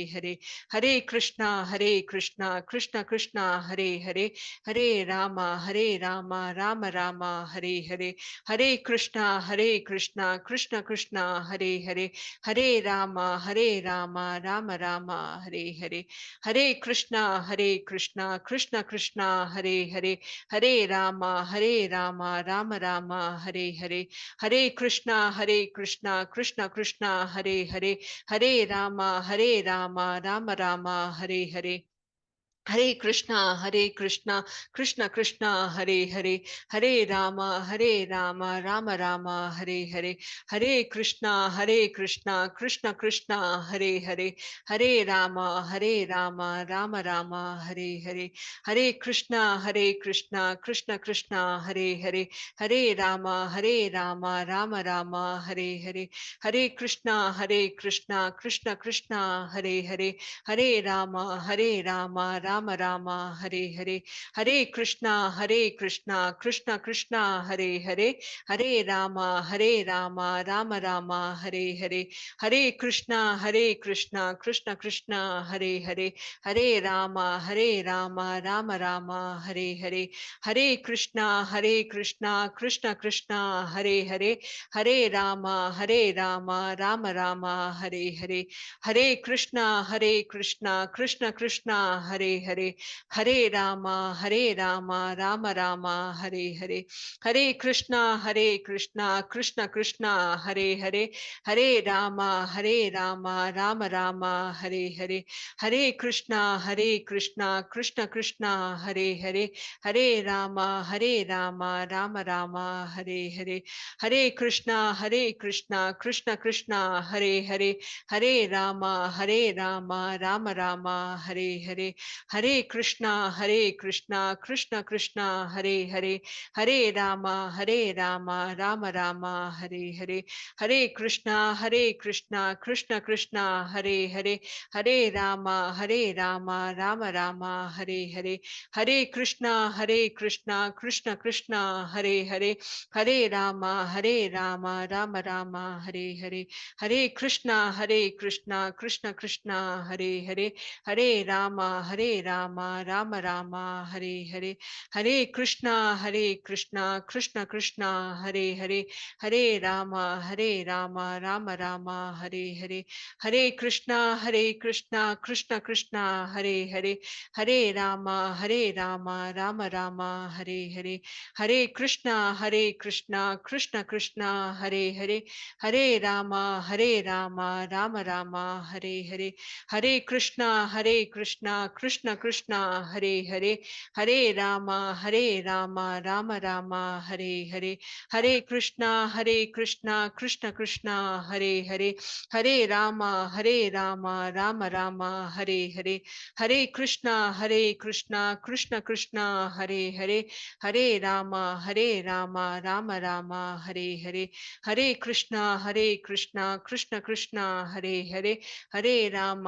Rama, Rama Rama, Hare Hare, Hare Krishna, Krishna Krishna, Hare Hare, Hare Rama, Rama Rama, Hare Hare, Hare Krishna, Krishna Krishna, Hare Hare, Hare Rama, Rama Rama, Hare Hare, Hare Krishna, Krishna Krishna, Hare Hare,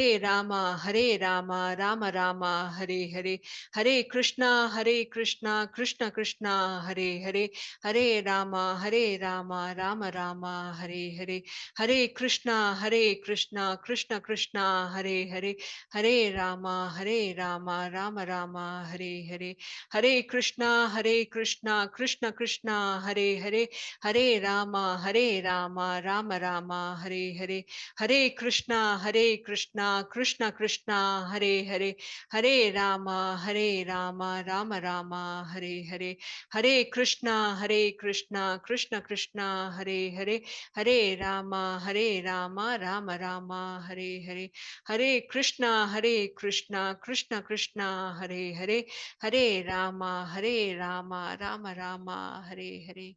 Jai Shri Krishna Chaitanya Prabhu Nityananda Shri Advaita Gadadhar Shri Vasadi Gaur Bhaktivinoda. Okay, all of you were chanting with me? Yes, Yes, Yes, Mother. Mataji. Okay, nice. Jagdish Prabhu, to your question now.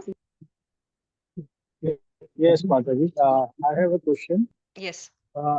Like, besides your normal chanting which you do in the morning in the house temple, Mm-hmm. and then in the morning when you get up, you are inwardly chanting Hare Krishna mantra. Then while cooking, you are chanting Hare Krishna mantra. It's like traveling, you are chanting Hare Krishna mantra inwardly. Mm-hmm. Will that amount to Krishna consciousness? Yes. Remembering Krishna all the time would count. But if you plan to chant, say 4 rounds every day, right? That's your sankalpa. Then you need to chant those 4 rounds on the beats. right? Additional rounds you want Yes, to chant? I am chanting eight rounds, Yes, daily 8 perfect. rounds. Yes, on the beats, okay? Incrementally, you can increase it On the beach, yeah. Yes. Beyond that, any additional rounds that you do, that manasik chanting, that is also good. You can keep doing that. Okay. Then my another question. It's a very confusing question. Uh, heard about You must have heard about black magic Sorry, and Prabhu, but your transition. voice seems to be So breaking. remaining in Krishna cause. Okay. I just stand it one place. I'm actually walking. Okay. Now you can hear me properly? Okay, we try again. Yeah. This, yeah. This topic about black magic. तांत्रिक people say कि तुम्हारे ऊपर किसी ने काला जादू कर दिया है, इससे तुम्हारा सब Yes. नुकसान हो रहा है और बहुत सारी बातें हैं। So remaining in Krishna consciousness can avoid this black magic. Sorry, your question is, can we avoid it, or can the ill effects of black magic be avoided? Yes, can be effects of black magic. Yes. First of all, there Krishna is a confusion is higher than all this black magic, lower forms of devotion, right? But also remember, if you're not a pure devotee of the Lord, you're chanting, but you're not really a pure devotee of the Lord. In that case, as a human, because you have done so many karmas in the past, there are certain reactions you have to live through, right? If this whatever black magic or whatever, if it's part of your past reaction, maybe you have done black magic on someone, and as a reaction to that, this life, you need to face the reaction of someone doing a black magic on you, and you're not yet a pure devotee of the Lord, or you're practicing devotee in whatever sense, or you're still in the initial stages. So depending on your faith, right, sometimes you have to live through those reactions. Sometimes Krishna might expedite all these reactions, so you go through that. Something big that was supposed to happen might go off like a small thing, because Krishna is protecting you. Right? Sometimes if you're a pure devotee of the Lord, then Krishna takes full control of your life. Then you don't have to worry. Worry is when you're under the control of the three material natures, and someone other than Krishna is controlling your life. Then all these things will have to live through the reactions of that. Make sense? Yes. Okay. Yes, it makes a lot of sense. One last one. Yes. It's like we always say that the Almighty is the creator and He makes us do everything. So yes, I do something and it boomerangs and it doesn't result in what I have expected. Okay. In life, What kind of activities are we talking about, Prabhuji? For example, I went all out to look after my parents. I am in Mumbai and they stay in there. Now they are no more. And I put in all my effort, and in that effort, I neglected my own family, but because of my parents' love and my emotional attachment with them, I went all out. And that boomerang into a very big financial problem. Okay. So I basically wanted to do more, but then it resulted in something which I did not expect. Okay. And then people blame you. I was doing my best. And when I say I was doing my best, it was the Almighty who was. Yes. See, again, Prabhuji, material life, how karma is reacting, for what reaction, what is happening, the fact that you're taking care of your parents, that is still prescribed duties, right? You have to take care of your parents. So that is something that will definitely give you sukriti. Now, your family reacted inversely or adversely for something that was done in good intention. Why are you seeing that reaction? There should be something from your past karma that you have gone through in previous life, for which you're seeing the reaction now in terms of your family reacting a certain way. So the only solution here is let Krishna take control. Surrender to Krishna, right? If Okay. your family is supporting you every way possible in Krishna consciousness, and it's definitely important that you talk it out and see how we can, as a family, come up with a solution to what happened in the past. But also remember that Krishna is the ultimate father of all living entities, right? So whatever you're going through, pray to Krishna, right? And let him handle it the best way required for you to live a successful life on this earth, whatever is good for you. Sorry, Jagdish Prabhu, but your audio is pretty bad at this point. Maybe, if you want to do a continued call, we can stay back after the call. Maybe I'll take a question from Vidya Mataji. She's been a hand up for some time now, but you can stay back on the call and we can continue the conversation if you want. Vidya Mataji. Hare Krishna. Hare Krishna. I just wanted to, ask a couple of questions. Yes. One, reflecting on what earlier the Prabhuji was saying. Earlier, before I came into the consciousness moment, I used to keep blaming God for everything that happened to me. To give you a brief, and the rest of the people here a brief. I am physically challenged by birth. Okay. And I have managed to struggle all through my life, challenging myself at every step of life, saying, I can do it, I can do it, I can do it. Yes. But I didn't know that there was somebody else making me do all these things. That I'm realizing only now. Okay. Yes. That is one thing. Now that I'm having more and more complications with respect to my health. Surprisingly, after entering this into Krishna, I'm not at all worried. I'm not bothered by anything that is happening with me. Nice. I know it will be taken care of. Either my health situation is going to improve, or I will be given some way to cope with it. So these are the two things that can possibly happen.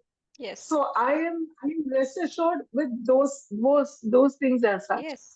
I just wanted to yes, in alignment to what you're saying, we have got this material body because we have to face reactions of different things that we have done in the past, right? So this in any other planetary systems in the material earth, upper planets, lower planet, this kind of living the reactions of the past life, that does not happen. If you have too much sukriti, you'll go to heavenly planets. Heaven is a lot of luxury, so you might forget God. Or in the lower planets, you have a lot of tamasic things. There also you'll forget God. But in earthly planet is the only place where you're given an opportunity. If you want, you can forget God. If you want, you can remember God. Right? The choice is with you. But the more you spend time remembering God, then your karma, the pile of karma, the sukritis and the dushkritis that you've collected, the more time you spend, the smaller that pile of reactions become. Right? Absolutely. And something else that my mother told me, that is, I believe, is given in Bhagavatam. Yes. That we choose our own lives, the current lives that we are living. Okay, Bhagavatam or Narayana, I'm not too sure. Yes. But I believe that we choose the lives that we are currently living it based is mentioned on the in Bhagavad that we want to fulfill. It is mentioned in Bhagavad Gita also, Mataji. This is the coming chapters as well in Bhakti Yoga. And the people we connect with in this journey, in the current janma that we connect with, are all helping us fulfill our karmas in some way or the other. Yes, yes.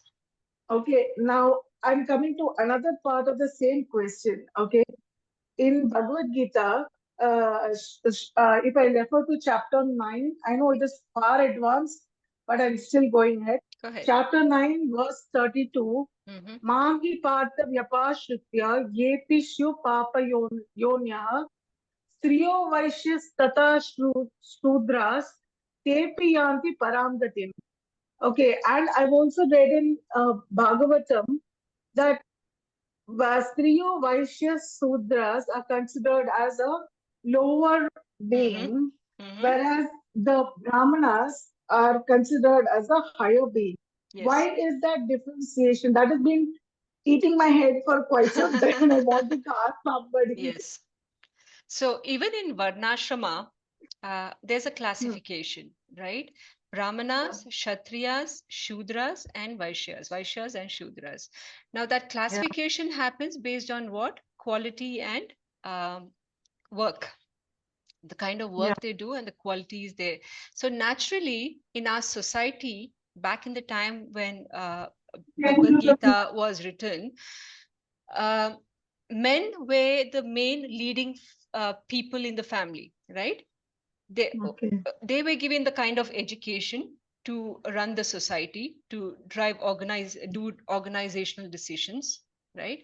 So naturally, women became subordinate to men. Of course, that situation has changed in modern time, right? Some women are better, but being a man or being a woman is not really about the gender, right? It's about the quality.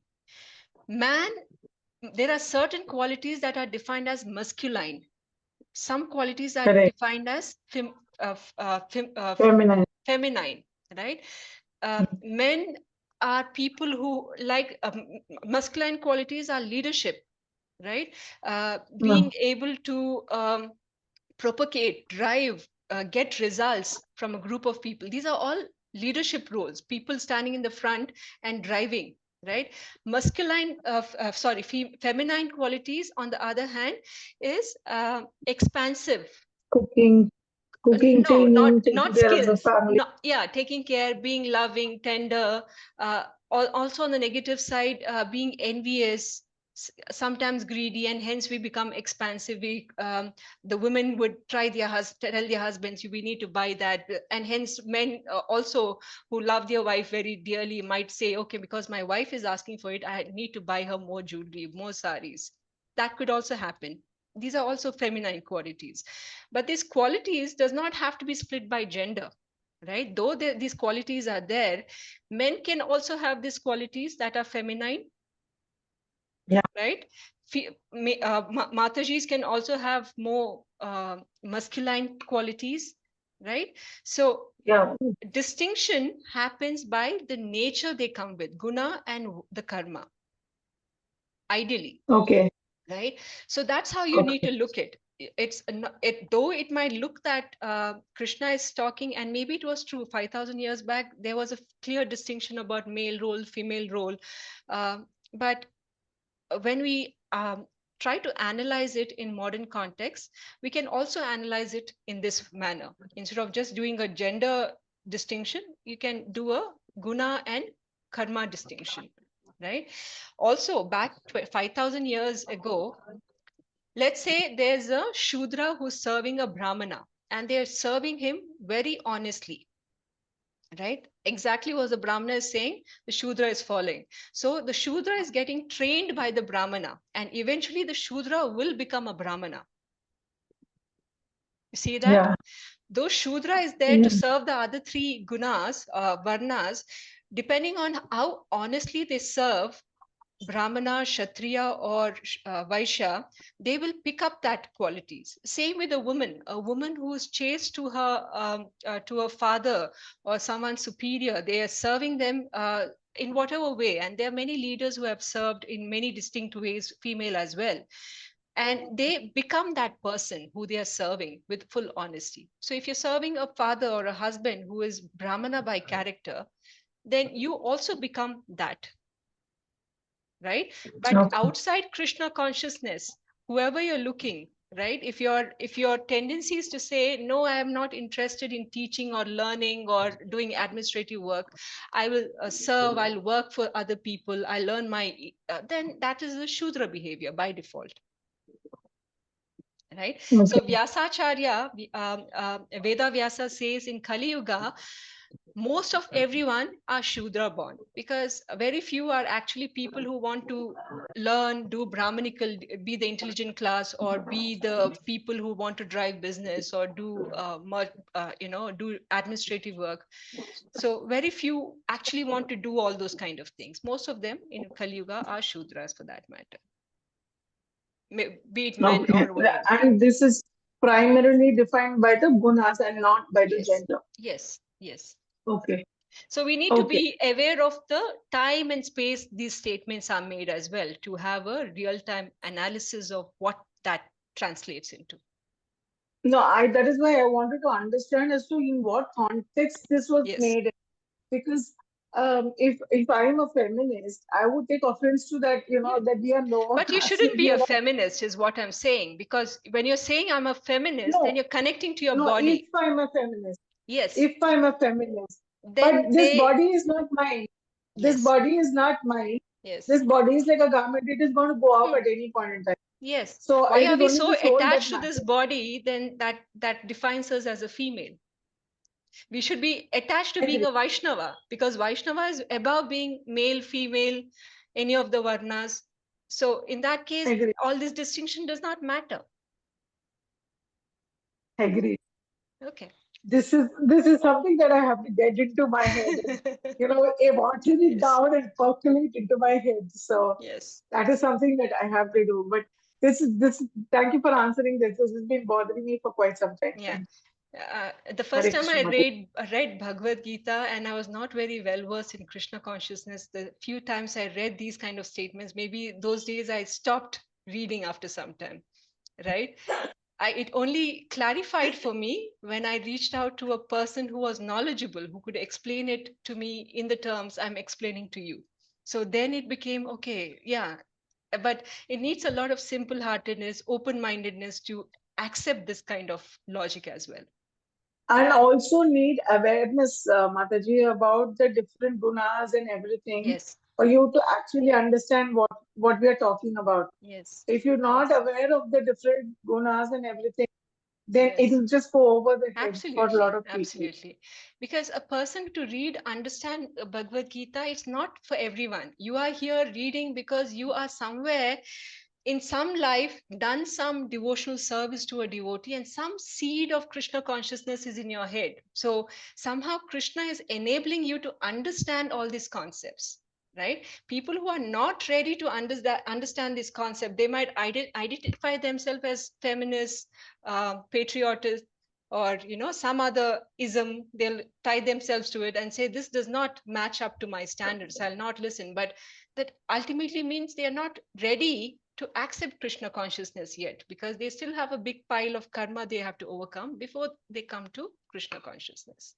So before even talking about Krishna consciousness, accepting God himself is going to be a problem for such people. Yes, yes. So they have a few more lifetimes before they can even start reading, accepting, acknowledging. So that will take. Absolutely. So this is not a one lifetime journey, right? It's a journey that will take us many, many, many lifetimes. So we need to be aware and patient about it. It's not that this life, somehow by the mercy I've started chanting, so everything should be sorted in this life. That's not the case. Right? This life, we have started removing some of that sins from our heart. Eventually, more and more we do this in many, many life. And by Krishna's mercy, if we can see our faith in him, that we believe in his words, and we want to do more, he will dissolve all these sins for us and make our path more clearer. So we'll just have to have faith. Then I'm coming back to the question that I asked you on the first day. Yeah. It is often said that, or rather everybody says in Krishna consciousness, that chanting Mahamantra will dissolve all your sins, and Krishna, you can go directly up to Krishna. And it contradicts what you just now said. Okay. It doesn't contradict. It doesn't contradict. So it says it's a gradual process, right? The Shraddha with which you chant, if you're saying the Krishna, Prabhupada says, even if one time you call out the name of Krishna with complete faith, you've surrendered, that is enough. You can go back to Krishna in 1 second. But if you're not, that faith somewhere is still growing. It's not the ultimate level of faith, right? So you should have confidence when you're reading all these words of Krishna. You should have confidence that Krishna will do exactly what he's saying. It's just the shortcoming is in our faith, in our level of involvement in the process at this moment. There's more that we need to traverse before we reach the ultimate goal. Wow, there's so much we will get there. We'll get there. Sorry, we have overshoot. The tip of the iceberg. Thank you so much, Hare Mataji. Krishna. Thank you so much. Thank you for Hare sharing Krishna. all your life experience with us, Vidya Prabhu and Jagdish Prabhu. Jagdish Prabhu, if you want to have more conversation on any subsequent questions, I'll end the call for everybody else. You can disconnect and I'll end the recording for now. Vancha kalpatarubhyascha kripa sindhubhyo evacha patitanam bhavanebhyo vaishnebhyo namo namaha. Thank you so much, Mataji. Hare Krishna. Hare Krishna. Mataji. Hare Krishna, Mataji. Pranam. Dandavat pranam. Hare Krishna Mataji, Dandavat pranam. Dandavat pranam. Thank you, Mataji. Hare Krishna. Hare Krishna. Hare Krishna Mataji, Dandavat pranam. Hare Thank you. Krishna Mataji. Hare Krishna Mataji. Thank you. Hare Krishna. Hare Krishna Mataji. Hare Krishna. Mataji, thank you so much. Mataji, Dandavat pranam. Thank you, Mataji. Dandavat pranam.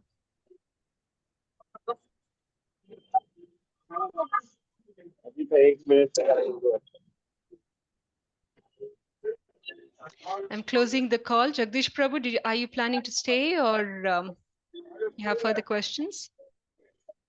If you have time, I just Yes, we can go ahead. Let me end the recording. Just give me a second. Okay.